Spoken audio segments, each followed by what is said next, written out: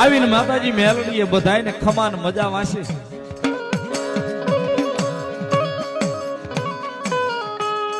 ખમા મજા વાસીને કીધું, સાંભળો એ બાપ,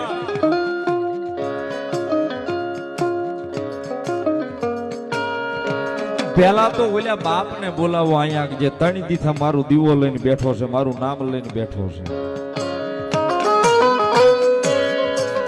દીકરાના બાપ ને હામો બેહાડ્યો, બે હાથ જોડી ભગવતી મેલડીના પગની માલિપા પડી ગયો, માડે આબરૂ તે રાખ્યો.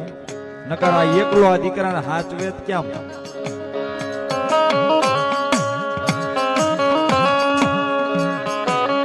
તેની કાળી સતરદશી ની અંધારી મેઘલી રાત 12 ના ટકોરે મારી ભગવતી મહાણી બોલી ગઈ, તને જે મૂંઝવણ છે ને, પણ મારો ઓટો સડી ગયો છે.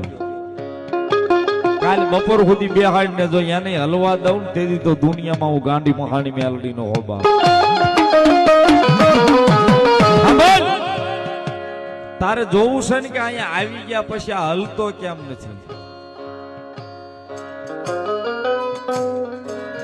અત્યાર સુધી કારણ તારા ઘરનું હતું, હવે એ મારી મહાણી મેલડીના ઘરનું, મારા ગાંગળીના પાદરીનું કારણ થઈ ગયું છે.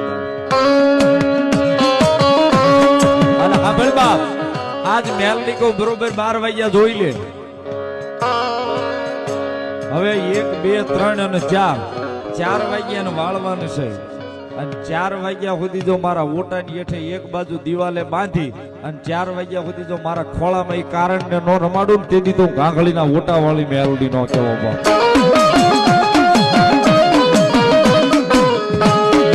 તેથી બધું બેઠેલું જે માણા હતું ને એને કીધું તો મેલડી એ કારણ જોવું છે ને તો હવે જોઈ લ્યો. હું મેલડી કહું છું તો કેમ મળી? એ દોરડા તૈયાર કરી રાખો, હાકળું તૈયાર કરી રાખો, અને છોકરાને ઉતારો એક આંટો મારા ઓટાની હેઠે, અને પછી સામે વડલે બાંધી દેજો. મેલડી કહું છું 4 વાગ્યા સુધી ભલા માણસ જો એને વડલે નો રમાડું તેથી દુનિયામાં હું ગાંગળીના ઓટા વાળી મેલડી નો હોબા.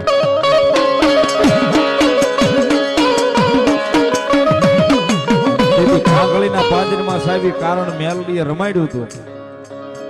1 નહીં 2 નહીં 3 નહીં 4 સવારે 4 વાગ્યા સુધી છોકરાને કાયદેસર 2 હાથ 2 પગ મોઢું બધું બાંધી અને મેલડીએ વડલે બાંધ્યું હતું ને વડલે માતાજી જોગમાયા 4 વાગ્યા સુધી રમાડ્યું. 4 વાગ્યે મેલડીએ કીધું ખાલી મારી આશ ફરે, 1 રૂપિયાનું ખાતું દીધા વગર જો એને લઈને ગાંગળીના સીમાડામાં ન વહી જાવ ને તેથી તો દુનિયાની માલિપા હું ગાંગળીના ઓટા વાળી મેલડી નો હોબા.